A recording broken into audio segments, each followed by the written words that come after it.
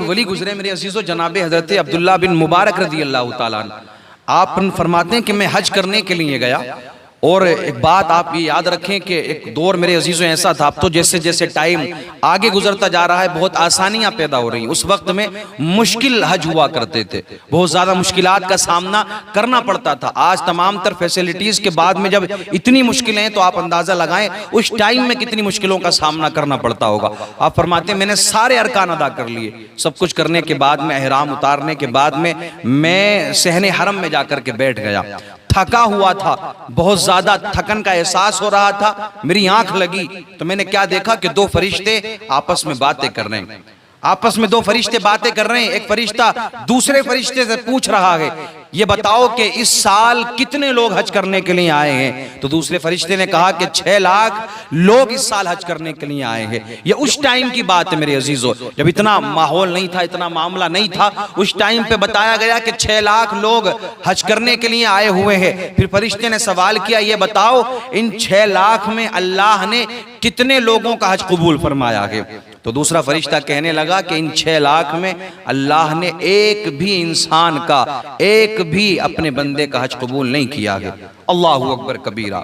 6 लाख लोगों में एक का भी हज कबूल नहीं है। लेकिन फरिश्ते ने फिर ये कहा, क्या तुम्हें मालूम है अल्लाह ने किसका हज कबूल किया है? तो वो कहने लगा कि हाँ, एक शख्स ऐसा है कि जो यमन में है, जो हज करने के लिए जाहिरी तौर पर यहाँ आया नहीं है, लेकिन अल्लाह ने उसे हज अकबर का सवाब अता फरमाया है। जनाब हजरत अब्दुल्ला बिन मुबारक फरमाते, मेरी आंख खुली, मैं हैरान और परेशान हो गया कि इतने ज्यादा लोग हज करने के लिए आए, लेकिन अल्लाह ने अपनी बारगाह में कबूल नहीं किया है हज किसी का भी। यार वो कौन सा शख्स है जो मक्का आया भी नहीं है, न जिसने यहां आकर के तवाफ किया है, न सफा मरवा की सई की है, न कोई और अरकान उसने यहां आकर के अदा किया है, लेकिन सवाब मिला है उसको हज अकबर का। आप कहते हैं कि मेरे दिल में तमन्ना जागी, यार उस शख्स से मुलाकात मुझे जरूर करना है। मैं यमन पहुंचा, यमन का रहने वाला वो शख्स है, पेशे से वो एक मोची है, लोगों की जूतियां सीता है।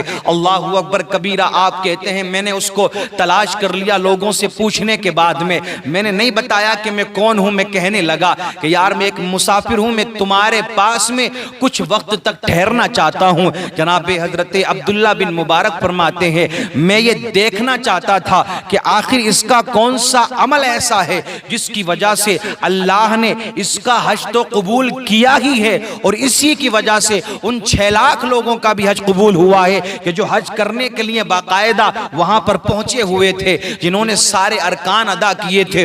उनकी वजह से नहीं, बल्कि इस मोची की वजह से अल्लाह ने उनका भी हज कबूल किया था। अल्लाहु अकबर कबीरा। जनाब हजरत अब्दुल्ला बिन मुबारक फरमाते हैं, मैं उसे देखता रहा कि यार आखिर ऐसा कौन सा ये अमल करता है, कौन सा ये काम करता है। वो नॉर्मल सारे काम कर रहा था, अलग से कोई उसकी हालत नजर नहीं आ रही थी।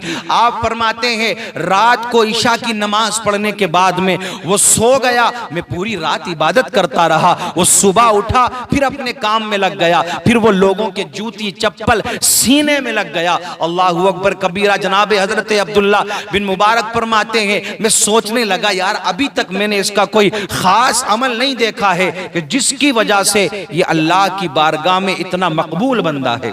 अल्लाहु अकबर कबीरा। आप देखते रहे, लेकिन जब आपसे बर्दाश्त नहीं हुआ ना, तो आपने उस शख्स से ये फरमाया, यार ये बता कि तेरा ऐसा कौन सा अमल है, ऐसा कौन सा काम है जिसकी वजह से अल्लाह ने तुझे इतनी बड़ी सादत अता फरमाई है। वो रोने लगा, रोता है, वो समझ गया कि हाँ क्या मामला है। कहता है हजरत मेरे पास में कोई और अमल नहीं, मैं बड़ा गरीब आदमी हूं, बड़ा मैं मुफलिस इंसान हूं, और मेरे ऊपर हज फर्ज भी नहीं है, लेकिन इतनी उम्र आ चुकी है, पूरी जिंदगी इतनी हो गई है, अब तक पूरी जिंदगी मेरे दिल में ये तमन्ना रही, ये ख्वाहिश रही कि हाँ कभी ना कभी मैं हज करने के लिए जरूर जाऊंगा, मैं भी जाकर के काबे का तवाफ करूंगा, मैं भी जाकर के सफा मरवा की सई करूंगा, मैं भी दूसरे तमाम अरकान को अदा करूंगा, मैं भी जाकर के अल्लाह के रसूल सल्लल्लाहु ताला अलैहि वसल्लम के रोजे की जियारत करूंगा। पूरी जिंदगी ये तमन्ना रही, पूरी जिंदगी ये ख्वाहिश रही मेरी। एक वक्त ऐसा आया, मैंने अपने आप पर थोड़ी तंगी का मामला कर लिया, खाने पीने में तंगी की, दूसरे मामलात में मैंने तंगी की, जिसमें मेरी अहलिया ने, जो मेरी शरीके हयात है, उसने मेरा साथ दिया। लेकिन हजरत तंगी करने के बाद में मैंने काफिले वालों से बातें कर ली, कुछ रकम मैंने इकट्ठा कर ली, इतने इकट्ठा कर लिए कि मेरा हज उससे हो जाना था, मैं वहां तक सफर में कर लेता। अल्लाहु अकबर कबीरा। अभी वो अय्याम करीब आने वाले थे, अय्याम वो करीब आने वाले थे, बहुत दिन हो गए थे। हमने सिर्फ इस वजह से, यार मुझे हज करना है, कोई अच्छा खाना अपने घर में नहीं बनाया था। हमारे पड़ोस में जो हमारा पड़ोसी है, जो हमारा हमसाया है, एक दिन वहां पर गोश्त बन रहा था। मैंने अपनी शरीक हयात से कहा कि जाओ वहां जाकर के गोश्त लेकर के आओ, बहुत दिन हो गए हैं, कुछ खाया नहीं है। अल्लाहु अकबर कबीरा। हजरत अब्दुल्ला बिन मुबारक से वो शख्स, वो मोची कहता है कि हजरत जैसे ही मेरी शरीक हयात उस घर में पहुंची, कहने लगी जाकर के कि एक प्याला गोश्त हमें भी दे दिया जाए, ये खुशबू आ रही है, हमारे घर में बहुत दिन से कोई अच्छा खाना नहीं बना है। तो हमारे पड़ोसियों ने ये कहा कि जो हमारे घर में गोश्त बन रहा है ना, वो हमारे लिए तो हलाल है, लेकिन तुम्हारे लिए हलाल नहीं है। अल्लाहु अकबर कबीरा। तवज्जो करना मेरे अजीजों, ये गौर करने का मकाम है, बहुत ज्यादा तवज्जो देने वाली बात है। हम नहीं देखते कुछ भी, हम ये समझ रहे हैं कि बस लोग हमारी तारीफ करें, लोग हमें हाजी कह दें, लोग हमें नमाजी कह दें, लोग हमें ये कह दें कि यार बहुत बड़ा मालदार है, सखी है। सारे काम दिखावे के हो रहे हैं आजकल। लेकिन याद रखना, जो बुखारी शरीफ की पहली हदीस पाक है ना, इन्नमल अमालु बिन्नियात, तुम कुछ भी करो, कैसा भी मामलात करो, कितनी भी नेकियां करो, फराइज को अदा करो, याद रखना तुम्हारे जितने भी अमल है ना, जितने भी अमल हैं तुम्हारे, अल्लाह उनसे पहले तुम्हारी नियतों को देखेगा कि तुमने ये अमल किस नियत के साथ में किया है। अल्लाह की बारगाह में नियत देखी जाएगी, ये याद रखना।